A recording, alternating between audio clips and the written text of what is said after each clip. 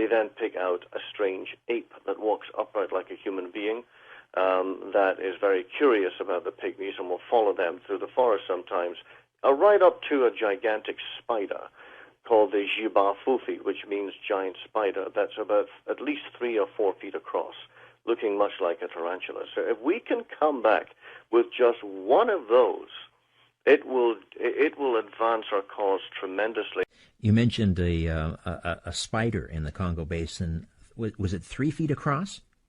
It was at least 3 or 4 feet across. I know that one Western couple saw it. R.K. Lloyd and Reginald Kenneth Lloyd and his wife Marguerite, they were motoring through the Congo on kind of like an adventure honeymoon in 1938, and one of these giant spiders crawled right across the jungle track in front of them and scared the living daylights out of them.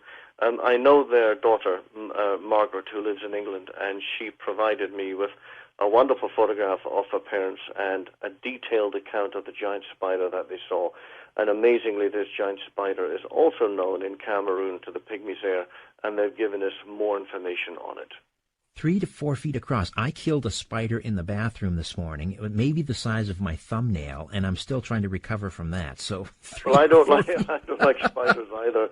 I'll be honest with you. But here's the thing: money talks, even in the jungle. And if we can get enough funding together, we're looking to raise $70,000, partially for new equipment, and partially because if we can encourage the pygmies to go out and kill one of these giant spiders and bring it to us, or take us to a location where we can see and film any one of the other mystery animals, we will reward them handsomely financially.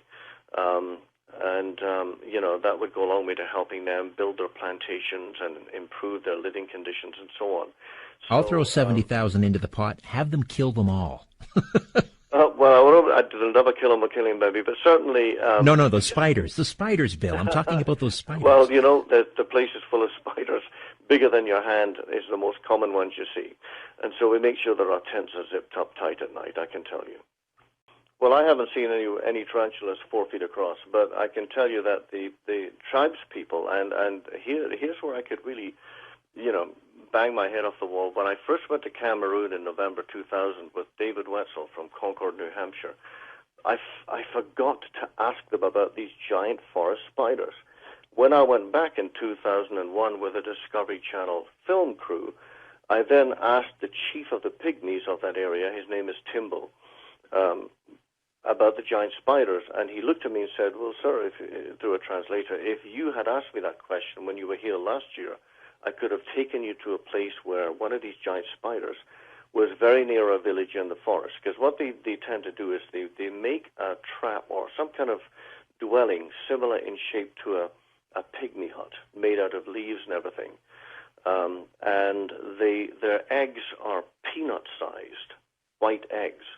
And they are very, very dangerous. They ambush and kill small forest game. But they're very dangerous to humans. Now, they'll give you a nasty bite, but they can't kill you. And the pygmies tell us, usually when they encounter these giant spiders, they'll kill them on sight because they just don't like them.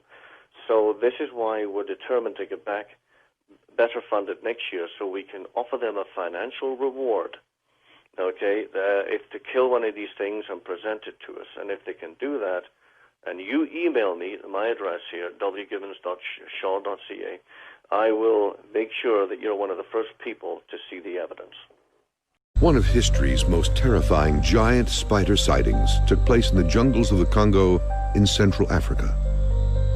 It happened to a British explorer, R.K. Lloyd, and his wife, Marguerite. In 1938, Lloyd and his new bride decided to go on an adventure safari for their honeymoon. As Mr. and Mrs. Lloyd were driving down this jungle track in the middle of the Congo rainforest, they saw a large but very odd-looking creature crossing the trail ahead of them. Now, at first they thought this was either a very large monkey on all fours or maybe a large jungle cat. But as they got closer to this creature, they were horrified to see that it was actually a gigantic spider, something like a tarantula. According to Lloyd, the spider had a 4 to 5 foot leg span, but he was unable to document the sighting.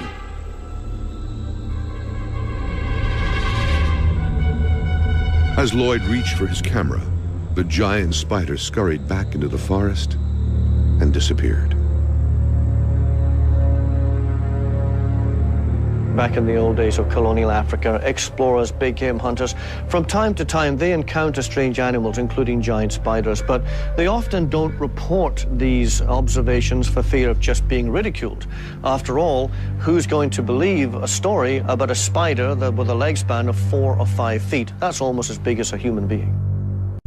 Sizes, descriptions, and species vary in different parts of the world.